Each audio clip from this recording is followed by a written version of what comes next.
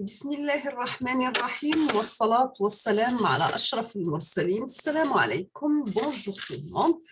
Dans cette vidéo, je vais partager avec vous un cours sur les systèmes linéaires invariants dans le temps. Aujourd'hui, on va faire une petite introduction au système linéaire invariant dans le temps. Donc, ce qu'on appelle les slits, donc système linéaire invariant dans le temps. On va commencer comme toujours par une introduction.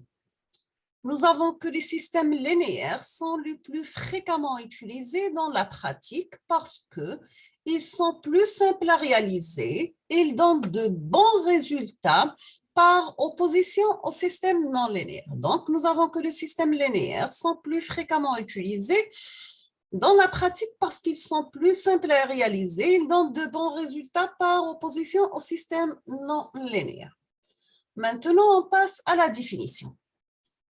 On appelle système physique ou système toute unité physique qui convertit un signal d'entrée x de t en un signal de sortie y de t. Donc, on appelle un système physique ou bien un système toute unité physique qui va convertir un signal d'entrée en un signal de sortie. L'entrée, bien sûr, c'est x de t, la sortie, c'est y de t.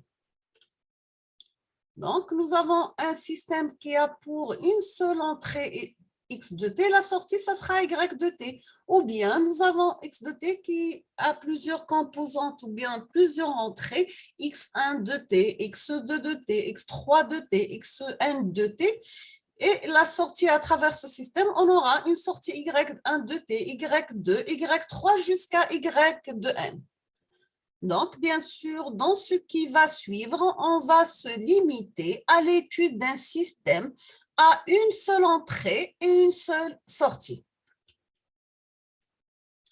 Donc, nous avons toujours que le signal de sortie y de t est complètement déterminé par un signal d'entrée x de t, les caractéristiques du système, bien sûr avec les conditions initiales. Donc, voici le signal d'entrée, le signal de sortie et le boîtier L, nous avons les caractéristiques statiques du système avec que l'entrée x de t peut avoir des conditions initiales. Les systèmes linéaires invariants dans le temps, ce sont des systèmes qui possèdent plusieurs caractéristiques. On va commencer par la linéarité. Deuxièmement, l'invariance dans le temps. Troisièmement, la causalité. Quatrièmement, la stabilité. Bien sûr, on va commencer par la linéarité. Nous avons toujours, si nous avons un système qui transforme une entrée x de t en une sortie y de t grâce à l'opérateur L, tel que L, c'est la transformation qui transforme l'entrée en sortie. Donc, on aura y de t égale, c'est grand L, x de t. Donc, la sortie qui va transformer l'entrée en une sortie. Voici un schéma de représentation en bloc fonctionnel. Si nous avons x1 de t, c'est l'entrée du premier système, on aura la sortie y1 de t en fonction de l'entrée x1. Si nous avons x2 de t a pour sortie y2 de t, on aura y de t, c'est y de t en fonction de l'entrée x2 de t. Si nous avons g de t qui est égal à a1 x1 de t plus a2 x2 de t, on peut dire que notre système est linéaire, c'est seulement si nous avons grand L de G de t qui est égal à grand L de A1, x1 de t plus A2, x2 de t qui est égal à A1, grand L x1 de t plus A2, grand L x2 de t. Tout simplement, on aura A1, y1 de t plus A2, y de t. Donc ça, c'est pour la propriété de la linéarité. Deuxièmement, pour les systèmes invariants dans le temps qui sont des systèmes à paramètres fixes. On va commencer comme toujours par une définition. Nous avons un système idée invariant dans le temps si à un déplacement du signal d'entrée correspond le même déplacement du signal de sortie, mais bien sûr sans déformation de celui-ci. Donc ici nous avons x de t et nous avons y de t. Si nous avons x de t moins taux, c'est le même signal décalé avec taux, on aura à la sortie le même signal de sortie, mais décalé bien sûr avec le même retard taux. Troisièmement, c'est bien la causalité des systèmes linéaires et systèmes physiquement réalisables. On commence par une définition. Bien sûr, on dit qu'un système dont la variable indépendante, c'est le temps, obéit au principe de la causalité. Bien sûr, si le système de sortie y de t ne dépend que des valeurs présentes au passé de la variable du signal d'entrée x de t. C'est-à-dire, nous avons que y de t ne dépend de x de t que pour des valeurs de temps θ inférieures ou égales à t. Exemple, nous avons deux systèmes vérifiant les conditions suivantes. Le premier système, c'est un système à tout instant t, le signal d'entrée étant x de t. Alors, le signal de sortie, c'est y de t égale à x de t plus θ. Deuxième système, bien sûr, à tout instant t, le signal d'entrée étant x de t, alors le signal de sortie, c'est y de t qui est égal à x de t moins θ. On vous demande lequel de ces deux systèmes est les causal.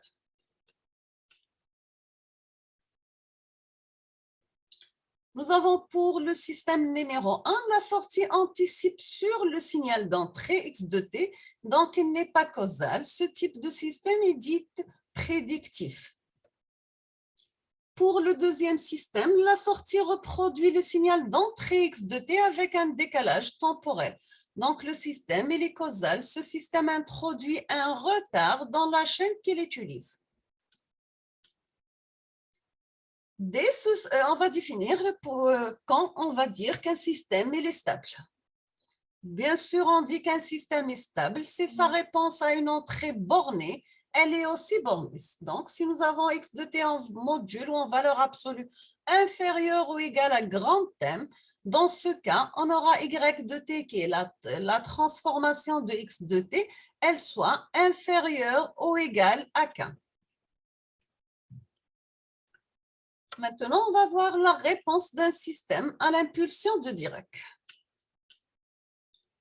Si nous avons Dirac de t comme entrée, quelle est la sortie de notre système? Donc, x de t égale à Dirac de t, qui passe à travers un système grand L, c'est un système linéaire et invariant dans le temps. Quelle est la sortie de y?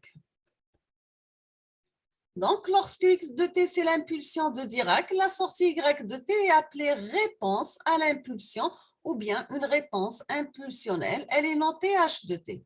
Donc, si nous avons x de t, c'est l'impulsion de Dirac, la sortie y de t, c'est appelée réponse à l'impulsion. Elle est notée h de t. Autrement dit, sachant que la transformation de l'entrée x de t qui est égale à y de t, on aura que h de t, c'est la transformation de Dirac de t. H de t, c'est la réponse à l'impulsion, ou bien ce qu'on appelle, c'est la réponse impulsionnelle. Maintenant, si le système a une réponse h de t à une entrée Dirac de t, cette réponse est la même, quel que soit l'instant d'apparition t de sigma, alors le système il est invariant dans le temps. Donc, tant que notre système est invariant dans le temps, donc nous avons Dirac de t moins taux, A pour transformation, ou la réponse impulsionnelle h de t moins taux. Pourquoi? Donc, pourquoi on choisit l'impulsion de Dirac de t? Sachant que Dirac de t a pour transformée de Fourier, c'est la transformée de Fourier de Dirac de t qui est égale à l'intégrale de moins l'infini à plus l'infini de Dirac de t par exponentielle moins g oméga t. Donc, c'est un produit scalaire entre Dirac de t exponentielle moins g oméga t est égal à exponentielle moins g oméga t pour t égale à 0, donc est égal à 1. Donc, la transformation de Fourier de Dirac de t est une constante qui est égale à 1. Donc, voici Dirac de t et delta en fonction de oméga ou la de fréquence, la réponse fréquentielle. Nous avons que l'impulsion de Dirac contient toutes les fréquences dans le domaine de Fourier pour générer un tel signal, il faut une bande de fréquence qui va de moins l'infini à plus l'infini, ce qui est impossible. Donc, il est clair que la connaissance de la réponse du système à l'impulsion de Dirac, bien sûr qui contient toutes les fréquences, conduit à la connaissance de la réponse du système à toute forme de signal. On va montrer dans ce qui suit que si on connaît la réponse impulsionnelle, ce qui est difficile, puisque delta est irréalisable, alors on pourra connaître la réponse à tout signal. On a vu que Dirac de T pour transformer de la place est égal à 1.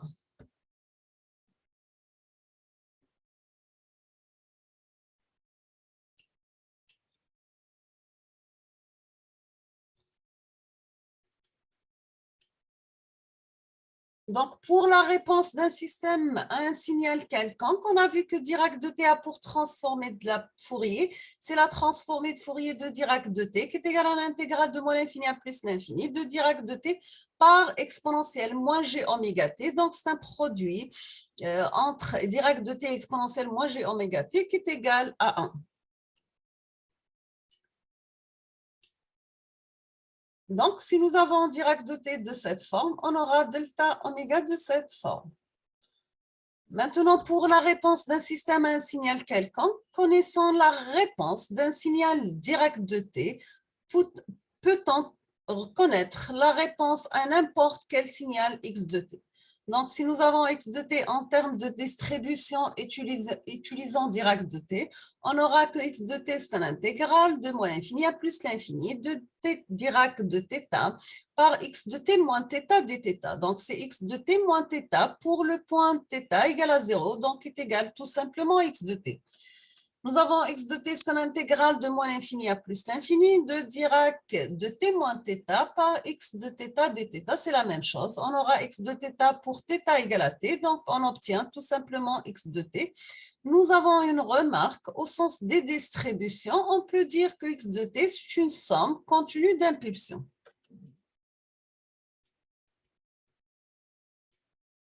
Toujours avec la réponse d'un système à un signal quelconque. Étant donné donc un système linéaire invariant dans le temps, dont la réponse impulsionnelle, c'est h de t. Donc, nous avons l'entrée x de t, h de t et la sortie y de t. Quelle est la réponse y de t du système à un signal x de t quelconque? Donc, nous avons y de t, c'est la réponse, la transformation du signal d'entrée x de t qui est égale à la transformation de x de t qui est égale à l'intégrale de moins l'infini à plus l'infini de Dirac de t moins θ par x de θ dθ. Tant que notre système est linéaire, donc la transformation donc grand L, c'est un opérateur linéaire. Donc, on peut intervenir les opérateurs linéarité et intégrale. Donc, on aura y de t, c'est la transformation de x de t, qui est égale à l'intégrale de moins l'infini de transformation de Dirac de t moins θ par x de θ, le tout par la dérivée de dθ. Donc, tant que l'opérateur L opère sur la variable indépendante t, donc θ, c'est une constante par rapport à ce dernier. Donc, on aura y de t, c'est la transformation de x de t, qui est égale à l'intégrale de moins l'infini à plus l'infini de linéarité de Dirac de t moins θ par x de θ dθ. Tant que notre système est invariant dans le temps, on aura la transformation de θ Dirac de t moins θ, c'est h de t moins θ.